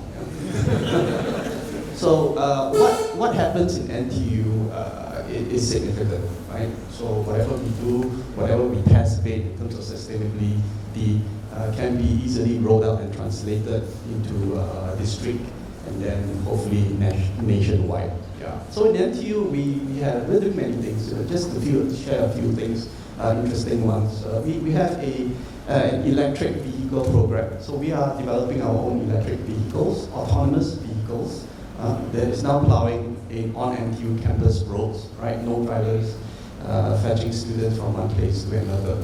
Yeah. So we're doing testing, and hopefully again it will be translated to nation level. In this space, there was a particular student startup that I thought was very interesting. It's a food delivery robot. So it looks like a very large vacuum cleaner. And it goes to the canteen and it buys food, and the vendor will put it in the robot, and the robot will travel all over campus to the students' dormitories send a WhatsApp to the student. Student will come down with a special code to open the box and get his food. Yeah, so that's one thing. In the area of waste, I think the campus is doing its best as well. Okay, NTU, we have a one-of-a-kind waste to energy research facility. So what we do here is to collect all the waste on campus, especially food waste, and we bring it to this facility, and it will be incinerated at a temperature which is higher than normal, okay, using biomass fuel. And in the process, we harness energy back, okay, and the byproducts. Do you get more out than you put in? Unfortunately, no. Yeah, but we're trying to improve the efficiency. Yeah, the byproducts will be used to build roads, and of course, this facility is used for other kinds of renewable energy experiments. Yeah. NTU is also one of the very few universities that I know, or maybe the only one that actually has, well, we don't own it, but we have a large presence in our very own island. It's a landfill, we call it Semakau Island. And there, on top of it, we built a microgrid, renewable energy integrator demonstrator. Okay, so there we have we're doing testing on renewable energy like wind, solar, waves, and so on. Yeah. But the proudest thing that we do, in my view, as a campus, as a university campus in sustainability, is in our buildings. NTU is a large campus. We have more than 100 buildings, of which more than 90% of these buildings have already attained a green mark by our Singapore's Building and Construction Authority, which means it has already a high level of sustainability put in the buildings. But of these buildings, there are 8 of them that are zero energy, which means the building actually produces at least as much energy that it uses. Okay, so we have 8 of them, and in the entire Singapore, there are 16 of them. So 15% of these wonderful buildings are on campus. In fact, just a few months ago, we have launched our 8th building. We call it Gaia, after the Greek goddess of the earth, right? And it is Asia's largest wooden building. Yeah. And in it, we have just moved in, the business school has just moved in, and the sustainability office of NTU has also moved in. So it's really, our push for sustainability. Yeah. Rahul, you are from NTU. Any other interesting things to share? I would say that, there is something interesting, I don't think I should say, but I'll just say it. So when that building was being planned 10 years back, I was doing an MBA at NTU in class, and we were wondering, what if somebody smokes? The building catch fire. That's what we were thinking with the students. But luckily that building is up there, and it is, if some of you have the chance to visit NTU, that's the biggest building in, I believe, in Southeast Asia, made out of wood. And the advantage there is that when you have wood, it captures carbon. Right? So, for instance, there is carbon capture in the wood. Only when you burn that gets released. So the entire building itself is a reservoir of carbon. You have captured that carbon within the roof of the building. And the best thing is, even if you smoke, you not catch fire. Also, I think it's difficult to smoke. Okay, as an engineering professor, I have to say that the wood is not normal wood, it's engineered wood. It wouldn't burn easily. So we've thought of that as well. Yeah, right. So moving on, I would like to ask both Shoma as well as Amita, the problem statement that you have sponsored. So I would like to ask you, why did you pick up that problem statement? Same for you. I understand one problem statement that you have picked up, enhancing Singapore-India trade connectivity, something that is very core to what you do as business. But what about the other one, optimizing food waste recycling? Why that problem statement? And do you have picked up a problem statement on financial literacy and with a focus on women in Asia? So to both of you, why those problem statements? Either of you can go first. Yeah, so thanks for the question. So, financial literacy is about knowledge, skills, and attitudes for individuals to manage effectively their personal finances. And if there isn't financial literacy or financial ignorance, can have a major negative cost for societies, economies, as well as the families themselves. So for individuals and families, a lack of financial literacy can lead to, higher debt burden, or they can be subject to fraud, their inability to be able to, cover the emergency costs, and financial distress. And for societies, it's just higher social welfare burden, lower social safety nets, and it's correlated with lower economic growth as far as economics is concerned. So it's important that financial literacy and financial inclusion are there's progress that we make on that. In Asia, we have 70% of people who are Southeast Asia as well as India, financial illiterate people are about 70%. And women are more, obviously there's a gender gap, global gender gap is 5%, but in Asia it's wider. In India, you have 80% of women that are financially illiterate. Women live longer compared to men, they are in more vulnerable jobs, their economic participation is lower, their savings pool is much lower, and so they do not have the financial well-being or financial security when they retire. They don't have the means to be able to cover their emergency in case of emergency costs, in case of unforeseen events, and so therefore it's really important that we put a spotlight on women and girls in order to look at this financial literacy problem. And for AIA, as I said to you, ESG is very much at the heart of our, we're putting it at the heart of our business strategy, operations and culture. We have a commitment around championing financial inclusion. And we have a legacy of trust of 100 years of operations in Asia. We have scale with 25,000 employees, but hundreds and thousands of partners. We have influence with over $250 billion worth of investment book. That majority of that's invested in Asia. We have an opportunity, a critical responsibility to ensure that there is sustainable development of Asia and there is inclusive prosperity. According to the World Bank, women's economic empowerment results in sustainable development, poverty eradication, better gender equity, and we want to make sure we're a part of that inclusive prosperity future that we build for the region. So net zero, like I said, key priority for DBS. So on our lending portfolio, becoming net zero ourselves, and then for the wider community. Net zero is what? Scope 1, scope 2, scope 3, I'll come to that. So when we're looking at the social impact vertical specifically, what we are looking at is so we have these focus areas of environment, elderly, and education that I spoke about earlier, right? If you look at environment specifically, 1/3 of global greenhouse emissions are actually through the food production process, right? Now, this technically for us is not either scope 1, scope 2, or scope 3, right? It's outside us, it's the community, right? Whereas our lending portfolio and what we do ourselves is scope 1, lending portfolio. But when you come to the wider community, now just getting back to the stats, 1/3 of global greenhouse emissions through the food production process, 50% of the emissions in the food production process because of food waste, right? And if you look at, and this pans out differently in different markets, so I think Professor P was talking about food in Singapore and the fact that Singapore wants to become more self-reliant in the food production process. And food waste there, because a lot of it is imported. The problem is actually at the retail and consumer level. In countries like India and also Indonesia, which is one of our key markets. So in India, for example, 40% of food produced is lost.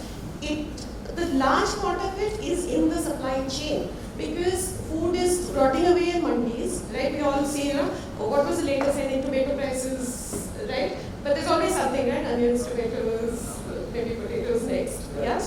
So 40% of that food produced is lost, right? India also has a severe nutrition problem, yeah? So all of this put together, so if you see the way this is panning out in Singapore and Hong Kong, it's very different from how it is panning out in India, but equally critical across, both from the environmental as well as from the social impact perspective. So that's why. That's excellent, and you have given some food for thought, and I will now move to alphabet soup, to Janvi. So Janvi, we talked about some of these CDP, IPCC, SASB. I'm struggling to understand these, and I have a entire section devoted to this in my book to make head and sense of it. I still don't make sense of it, so maybe you can help me make sense of this. So Rahul, going back to my earlier comment, before the regulators stepped in, it was largely voluntary disclosures, right? And what happened then was different organizations came up with their own standards and frameworks. The most popular amongst those is GRI, the Global Reporting Initiative. Which, GRI, SRI. no, let's stick with GRI first. We can come to PRI and others later. But the most prominent among those was GRI, still continues to be popular not only within financial institution landscape but also within manufacturing, etc. Right? So that's the one standard we all know. Then later there's been focus on materiality that came in with the standards, SASB, the SASB standards, which talks about materiality and metrics that need to be disclosed for each sector and industry. So it goes down to a little bit more detail rather than having one single brush across every industry. So that is that. And then, of course, there were other standards that came like the PRI, which is Principles for Responsible Investment, Principles for Responsible Banking, and Net Zero Asset Owner Alliances, Net Zero Asset Manager Alliances, etc. Where there were signatories that people decided, okay, let me be part of one of these, and then I'm able to signal to my investors, to my stakeholders, internal as well as external, that I am on this journey, right? So there were those, and then as part of those particular alliances, you've got PRI reporting, you've got, this responsible banking reporting, etc., etc. So all this has taken place. Then you've got TCFD standards, right, which is more on the climate bit, which is Task Force for Climate, related disclosures. So all of that has been happening, and now, now we've come to a part where the whole world was asking for standardized disclosures, right? And that's My where. chapter would be smaller if you please could work on this. So, and then when they asked for standardized disclosures, that's where IFRS stepped in, right? Which is the financial regulators, which all the accounting books follow. And that's when, and there needs to be also the point I think one of the other panelists made, which is sustainability cannot be divorced from the rest of the organization. It needs to be included there, and that's why the IFRS standards came in, and ISSB now wants sustainability standards to be read along with the accounting standards. Right? And this is where it's now coming to. So the ISSB has included TCFD standards. They have an MOU with the GRI. The SASB is included there. So all of that has now been whittled down to just ISSB. So are you picking a favorite? Sorry? Are you picking a favorite? No, I'm not picking my favorite. I think it's everybody that's decided that we need a standard, a global standards that is interoperable, and that's what it's going to be like. But of course, not with having said that, it's up to the regulators within the jurisdictions what they want to make mandatory. What the institutions want to follow. Largely, I don't think GRI is going to get out of fashion yet, but everybody is going to move towards ISSB. ISSB is recently released, so it's still being understood very closely, and it will take some bit of time for that to become a global standard, but we are getting there. I do want to add, because it's a pain point. So I want to add to that. And Wilford's here, our Director of Governance and Integration, and we have a huge amount of work that we do on ESG reporting. And every second week, there's a new rating requirement that comes in. There's new regulation that comes in that you have to comply with. So there are 600 at last count standards, frameworks, ratings on ESG. Okay, and then you have a report that comes out from ERM which says which are the ones that are preferred by investors, and there are 6 of those that you have to comply with. And if you look at credit ratings today, there is a 99% correlation between the different credit ratings. But if you look at ESG ratings, there is 50% or less correlation between ESG ratings. Last week it was 27, so we are progressing. Yeah, we're progressing. So yeah, it depends on who you ask. So anyway, it's between 30% and 50% correlation between the different ESG ratings who have different methodologies on the basis of which they evaluate companies. They have different definitions, they have different scopes, they have different boundaries. So this is all that we are reporting on a continuous basis. And even with the advent of ISSB, it's not the holy grail. I've had 2 conversations with 2 people who are sitting on the board of directors of International Sustainability Standards Board. They still have a long way to go to define what is financial materiality. They themselves admit that they don't have a definition or a framework to sort of articulate what is financial materiality. The second question that they are unable to answer is that what will happen to reporting on CDP and MSCI and Sustainalytics and many other ratings, even if ISSB comes in. You know what I mean? So, long way to go. So, I only took one lesson if I were a student or a startup.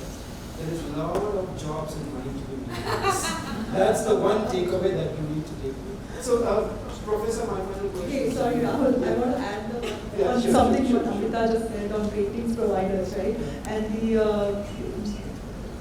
there's no real correlation at all amongst them, and that's been picked up by regulators, by the way. So we've got consultation papers where regulators are coming on, coming down on ratings agencies and trying to provide some regulation around that. So hopefully we could see some cleanup in terms of data provisioning and data pickup by these ratings providers, and then hopefully the correlation gets better.